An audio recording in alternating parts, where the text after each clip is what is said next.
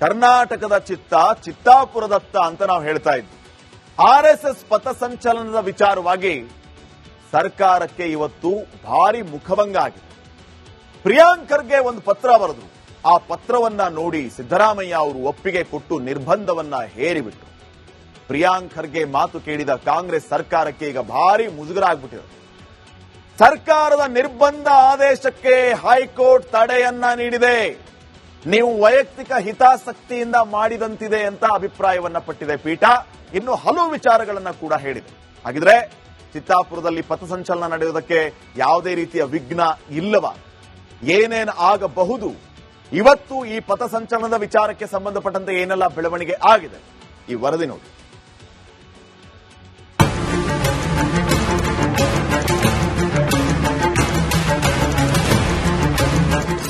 ರಾಜ್ಯ ಮಾತ್ರವಲ್ಲ, ಇಡೀ ದೇಶದ ಚಿತ್ತ ಚಿತ್ತಾಪುರದತ್ತ ಕಡೆ ವಾಲಿದೆ. ಪಥಸಂಚಲನ ಮಾಡಿದ್ರೆ ಚಿತ್ತಾಪುರದಲ್ಲೇ ಮಾಡಬೇಕು ಅಂತ ದಲಿತ ಸಂಘಟನೆಗಳು ಮುಗಿಬಿದ್ದಿವೆ.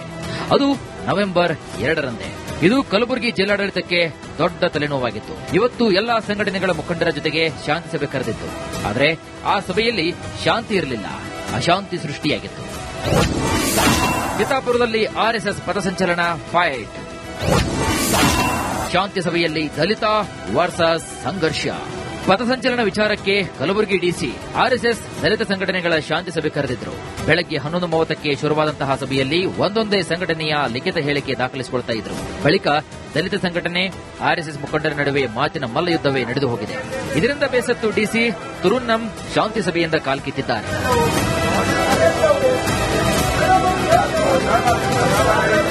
ನವೆಂಬರ್ 2ರಂದು ಆರ್ಎಸ್ಎಸ್ ಪಥಸಂಚಲನ ಮಾಡಿದ್ರೆ ಲಾಠಿ ಬಿಟ್ಟು ಸಂವಿಧಾನ ಪೀಠಿಕೆ ಹಿಡಿಯಲಿ ಅಂತ ಭೀಮ್ ಆರ್ಮಿ, ಜೈ ಭೀಮ್ ಸಂಘಟನೆಗಳು ಆಗ್ರಹಿಸಿತ್ತು. ಇದರಿಂದ ರೊಚ್ಚಿಗೆದ್ದ ಬಿಜೆಪಿ ಮುಖಂಡ ಅಂಬಾರಾಯ್ ಅಷ್ಟಗಿ ಏನ್ ಬೇಕಾದರೂ ಆಗಲಿ, ನಾವು ದಂಡ ಹಿಡಿದೇ ಪಥಸಂಚಲನವನ್ನ ಮಾಡ್ತೀವಿ ಅಂದ್ರು.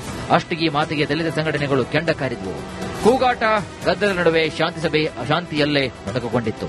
ಅಷ್ಟಗಿಯನ್ನು ಎದ್ದಿ ನಾವು ಮತ್ತೆ ಇನ್ನೊಂದ್ಸರಿ ನಾವು ಡಿಸಿ ಮೇಡಮ್ ಅವರಿಗೆ ಹೇಳಿದೆವು, ಮೇಡಮ್ ಅವರೇ ಅವ್ರು ಆರ್ಎಸ್ಎಸ್ ದವ್ರು ಮಾಡ್ತಾರಲ್ಲ ಕಾರ್ಯಕ್ರಮ ಮಾಡಕ್ ನಮ್ಗೆ ಯಾವುದೋ ಅಭ್ಯಂತರ ಇಲ್ಲ. ರಾಷ್ಟ್ರ ಧ್ವಜ ಮತ್ತು ಸಂವಿಧಾನ ಪೀಠಿಕೆಯನ್ನು ಹಿಡ್ಕೊಂಡು ಅವರು ಪಥಸಂಚಲನ ಕಾರ್ಯಕ್ರಮವನ್ನು ನಡೆಸಲಿ, ಅವರಿಗೂ ಕೂಡ ನಾವು ಸಪೋರ್ಟ್ ಮಾಡ್ತೀವಿ. ಅವಾಗ ಅವ್ರು ಈ ದಿನ ಮಾಡಿದ್ರು ನಾಳೆ ನಾವು ಮಾಡ್ತೀವಿ, ಒಂದಿನ ಬಿಟ್ಟು ಒಂದಿನ ನಾವು ಮಾಡ್ತೀವಿ ಅನ್ನೋ ಮಾತು ಕೂಡ ನಾವು ಜಿಲ್ಲಾಧಿಕಾರಿಗಳಿಗೆ ಹೇಳಿದೆವು.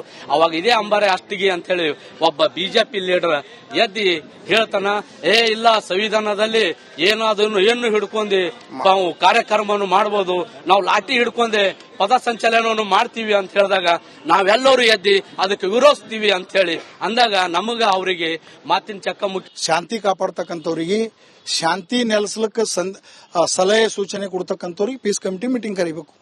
ಆದ್ರೆ ಜಿಲ್ಲಾಡಳಿತ ಯಾಕೋ ಏನೋ ಎಲ್ಲ ರೌಡಿ ಶೀಟರಿಗೆ ಪೀಸ್ ಕಮಿಟಿ ಮೀಟಿಂಗ್ ಕರೆದಾರ. ಜೈಲಿಗೆ ಹೋಗಿ ಬಂದವರೇ ಪೀಸ್ ಕಮಿಟಿ ಮೀಟಿಂಗ್ದಾಗ ಕುಂತಾರ.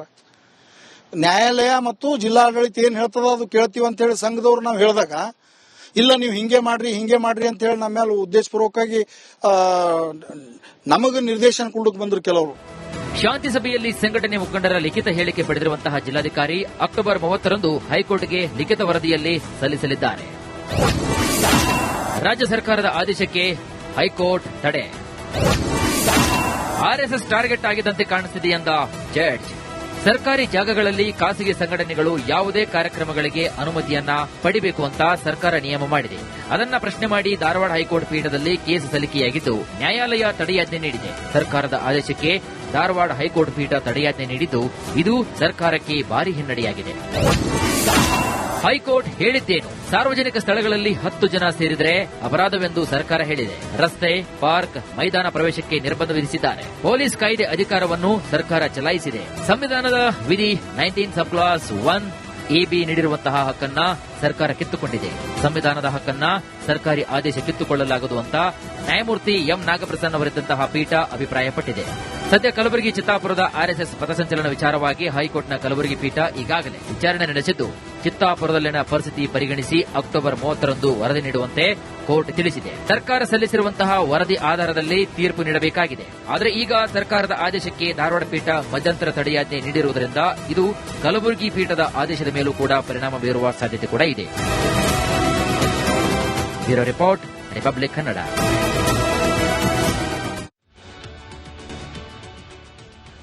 ಕರ್ನಾಟಕದ ಚಿತ್ತ ಚಿತ್ತಾಪುರದತ್ತ ಅಂತ ನಾವು ಹೇಳ್ತಾ ಇದ್ವಿ. ಆರ್ಎಸ್ಎಸ್ ಪಥಸಂಚಲನದ ವಿಚಾರವಾಗಿ ಸರ್ಕಾರಕ್ಕೆ ಇವತ್ತು ಭಾರಿ ಮುಖಭಂಗ ಆಗಿದೆ. ಪ್ರಿಯಾಂಕ್ ಖರ್ಗೆ ಒಂದು ಪತ್ರ ಬರೆದ್ರು. ಆ ಪತ್ರವನ್ನ ನೋಡಿ ಸಿದ್ದರಾಮಯ್ಯ ಅವರು ಒಪ್ಪಿಗೆ ಕೊಟ್ಟು ನಿರ್ಬಂಧವನ್ನ ಹೇರಿಬಿಟ್ರು. ಪ್ರಿಯಾಂಕ್ ಖರ್ಗೆ ಮಾತು ಕೇಳಿದ ಕಾಂಗ್ರೆಸ್ ಸರ್ಕಾರಕ್ಕೆ ಈಗ ಭಾರಿ ಮುಜುಗರ ಆಗ್ಬಿಟ್ಟಿದೆ.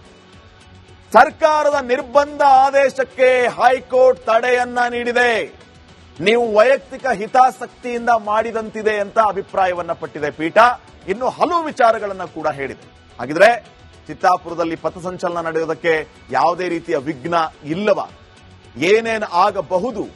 ಇವತ್ತು ಈ ಪಥಸಂಚಲನದ ವಿಚಾರಕ್ಕೆ ಸಂಬಂಧಪಟ್ಟಂತೆ ಏನೆಲ್ಲ ಬೆಳವಣಿಗೆ ಆಗಿದೆ ಈ ವರದಿ ನೋಡಿ.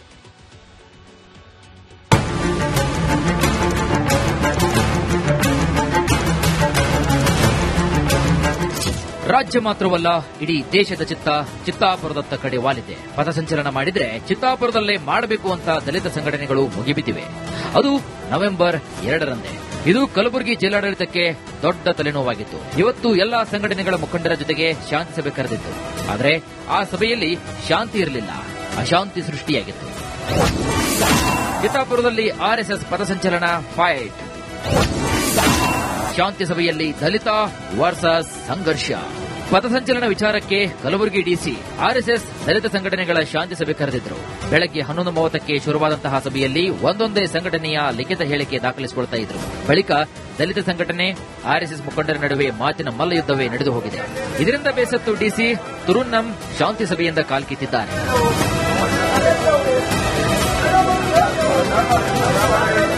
ನವೆಂಬರ್ 2ರಂದು ಆರ್ಎಸ್ಎಸ್ ಪಥಸಂಚಲನ ಮಾಡಿದ್ರೆ ಲಾಠಿ ಬಿಟ್ಟು ಸಂವಿಧಾನ ಪೀಠಿಕೆ ಹಿಡಿಯಲಿ ಅಂತ ಭೀಮ್ ಆರ್ಮಿ, ಜೈ ಭೀಮ್ ಸಂಘಟನೆಗಳು ಆಗ್ರಹಿಸಿತ್ತು. ಇದರಿಂದ ರೊಚ್ಚಿಗೆದ್ದ ಬಿಜೆಪಿ ಮುಖಂಡ ಅಂಬಾರಾಯ್ ಅಷ್ಟಗಿ ಏನ್ ಬೇಕಾದರೂ ಆಗಲಿ, ನಾವು ದಂಡ ಹಿಡಿದೇ ಪಥಸಂಚಲನವನ್ನ ಮಾಡ್ತೀವಿ ಅಂದ್ರು. ಅಷ್ಟಗಿ ಮಾತಿಗೆ ದಲಿತ ಸಂಘಟನೆಗಳು ಕೆಂಡ ಕಾರಿದ್ವು. ಕೂಗಾಟ, ಗದ್ದಲ ನಡುವೆ ಶಾಂತಿ ಸಭೆ ಅಶಾಂತಿಯಲ್ಲೇ ಮೊಟಕುಗೊಂಡಿತ್ತು. ಅಷ್ಟಿಗೆಯನ್ನು ಎದ್ದಿ ನಾವು ಮತ್ತೆ ಇನ್ನೊಂದ್ಸರಿ ನಾವು ಡಿಸಿ ಮೇಡಮ್ ಅವರಿಗೆ ಹೇಳಿದೆವು, ಮೇಡಮ್ ಅವರೇ ಅವ್ರು ಆರ್ಎಸ್ಎಸ್ ದವ್ರು ಮಾಡ್ತಾರಲ್ಲ ಕಾರ್ಯಕ್ರಮ ಮಾಡಕ್ ನಮ್ಗೆ ಯಾವುದೋ ಅಭ್ಯಂತರ ಇಲ್ಲ. ರಾಷ್ಟ್ರ ಧ್ವಜ ಮತ್ತು ಸಂವಿಧಾನ ಪೀಠಿಕೆಯನ್ನು ಹಿಡ್ಕೊಂಡು ಅವರು ಪಥಸಂಚಲನ ಕಾರ್ಯಕ್ರಮವನ್ನು ನಡೆಸಲಿ, ಅವರಿಗೂ ಕೂಡ ನಾವು ಸಪೋರ್ಟ್ ಮಾಡ್ತೀವಿ. ಅವಾಗ ಅವ್ರು ಈ ದಿನ ಮಾಡಿದ್ರು ನಾಳೆ ನಾವು ಮಾಡ್ತೀವಿ, ಒಂದಿನ ಬಿಟ್ಟು ಒಂದಿನ ನಾವು ಮಾಡ್ತೀವಿ ಅನ್ನೋ ಮಾತು ಕೂಡ ನಾವು ಜಿಲ್ಲಾಧಿಕಾರಿಗಳಿಗೆ ಹೇಳಿದೆವು. ಅವಾಗ ಇದೇ ಅಂಬಾರೆ ಅಷ್ಟಿಗೆ ಅಂತ ಹೇಳಿ ಒಬ್ಬ ಬಿಜೆಪಿ ಲೀಡರ್ ಎದ್ದಿ ಹೇಳ್ತಾನ, ಇಲ್ಲ ಸಂವಿಧಾನದಲ್ಲಿ ಏನು ಹಿಡ್ಕೊಂಡು ನಾವು ಕಾರ್ಯಕ್ರಮವನ್ನು ಮಾಡಬಹುದು, ನಾವು ಲಾಠಿ ಹಿಡ್ಕೊಂಡೆ ಪಥಸಂಚಲನವನ್ನು ಮಾಡ್ತೀವಿ ಅಂತ ಹೇಳಿದಾಗ ನಾವೆಲ್ಲರೂ ಎದ್ದಿ ಅದಕ್ಕೆ ವಿರೋಧಿಸ್ತೀವಿ ಅಂತ ಹೇಳಿ ಅಂದಾಗ ನಮಗ ಅವರಿಗೆ ಮಾತಿನ ಚಕ್ಕ ಮುಖ್ಯ. ಶಾಂತಿ ಕಾಪಾಡ್ತಕ್ಕಂಥವ್ರಿಗೆ, ಶಾಂತಿ ನೆಲೆಸಲಿಕ್ಕೆ ಸಲಹೆ ಸೂಚನೆ ಕೊಡ್ತಕ್ಕಂಥವ್ರಿಗೆ ಪೀಸ್ ಕಮಿಟಿ ಮೀಟಿಂಗ್ ಕರಿಬೇಕು. ಆದ್ರೆ ಜಿಲ್ಲಾಡಳಿತ ಯಾಕೋ ಏನೋ ಎಲ್ಲ ರೌಡಿ ಶೀಟರಿಗೆ ಪೀಸ್ ಕಮಿಟಿ ಮೀಟಿಂಗ್ ಕರೆದಾರ. ಜೈಲಿಗೆ ಹೋಗಿ ಬಂದವರೇ ಪೀಸ್ ಕಮಿಟಿ ಮೀಟಿಂಗ್ದಾಗ ಕುಂತಾರ. ನ್ಯಾಯಾಲಯ ಮತ್ತು ಜಿಲ್ಲಾಡಳಿತ ಏನ್ ಹೇಳ್ತದ ಅದು ಕೇಳ್ತೀವಿ ಅಂತ ಹೇಳಿ ಸಂಘದವ್ರು ನಾವು ಹೇಳಿದಾಗ, ಇಲ್ಲ ನೀವು ಹಿಂಗೆ ಮಾಡ್ರಿ ಅಂತ ಹೇಳಿ ನಮ್ಮ ಮೇಲೆ ಉದ್ದೇಶಪೂರ್ವಕವಾಗಿ ನಮಗೆ ನಿರ್ದೇಶನ ಕೊಡಕ್ ಬಂದ್ರು ಕೆಲವರು. ಶಾಂತಿ ಸಭೆಯಲ್ಲಿ ಸಂಘಟನೆ ಮುಖಂಡರ ಲಿಖಿತ ಹೇಳಿಕೆ ಪಡೆದಿರುವಂತಹ ಜಿಲ್ಲಾಧಿಕಾರಿ ಅಕ್ಟೋಬರ್ 30ರಂದು ಹೈಕೋರ್ಟ್ಗೆ ಲಿಖಿತ ವರದಿಯಲ್ಲಿ ಸಲ್ಲಿಸಲಿದ್ದಾರೆ. ರಾಜ್ಯ ಸರ್ಕಾರದ ಆದೇಶಕ್ಕೆ ಹೈಕೋರ್ಟ್ ತಡೆ. ಆರ್ಎಸ್ಎಸ್ ಟಾರ್ಗೆಟ್ ಆಗಿದ್ದಂತೆ ಕಾಣಿಸುತ್ತಿದೆ ಎಂದ ಜಡ್ಜ್. ಸರ್ಕಾರಿ ಜಾಗಗಳಲ್ಲಿ ಖಾಸಗಿ ಸಂಘಟನೆಗಳು ಯಾವುದೇ ಕಾರ್ಯಕ್ರಮಗಳಿಗೆ ಅನುಮತಿಯನ್ನ ಪಡಿಬೇಕು ಅಂತ ಸರ್ಕಾರ ನಿಯಮ ಮಾಡಿದೆ. ಅದನ್ನ ಪ್ರಶ್ನೆ ಮಾಡಿ ಧಾರವಾಡ ಹೈಕೋರ್ಟ್ ಪೀಠದಲ್ಲಿ ಕೇಸ್ ಸಲ್ಲಿಕೆಯಾಗಿದ್ದು ನ್ಯಾಯಾಲಯ ತಡೆಯಾಜ್ಞೆ ನೀಡಿದೆ. ಸರ್ಕಾರದ ಆದೇಶಕ್ಕೆ ಧಾರವಾಡ ಹೈಕೋರ್ಟ್ ಪೀಠ ತಡೆಯಾಜ್ಞೆ ನೀಡಿದ್ದು ಇದು ಸರ್ಕಾರಕ್ಕೆ ಭಾರಿ ಹಿನ್ನಡೆಯಾಗಿದೆ. ಹೈಕೋರ್ಟ್ ಹೇಳಿದ್ದೇನು? ಸಾರ್ವಜನಿಕ ಸ್ಥಳಗಳಲ್ಲಿ 10 ಜನ ಸೇರಿದರೆ ಅಪರಾಧವೆಂದು ಸರ್ಕಾರ ಹೇಳಿದೆ. ರಸ್ತೆ, ಪಾರ್ಕ್, ಮೈದಾನ ಪ್ರವೇಶಕ್ಕೆ ನಿರ್ಬಂಧ ವಿಧಿಸಿದ್ದಾರೆ. ಪೊಲೀಸ್ ಕಾಯ್ದೆ ಅಧಿಕಾರವನ್ನು ಸರ್ಕಾರ ಚಲಾಯಿಸಿದೆ. ಸಂವಿಧಾನದ ವಿಧಿ 19 ಸಬ್ ಕ್ಲಾಸ್ 1AB ನೀಡಿರುವಂತಹ ಹಕ್ಕನ್ನ ಸರ್ಕಾರ ಕಿತ್ತುಕೊಂಡಿದೆ. ಸಂವಿಧಾನದ ಹಕ್ಕನ್ನ ಸರ್ಕಾರಿ ಆದೇಶ ಕಿತ್ತುಕೊಳ್ಳಲಾಗದು ಅಂತ ನ್ಯಾಯಮೂರ್ತಿ ಎಂ ನಾಗಪ್ರಸನ್ನ ಅವರಿದ್ದಂತಹ ಪೀಠ ಅಭಿಪ್ರಾಯಪಟ್ಟಿದೆ.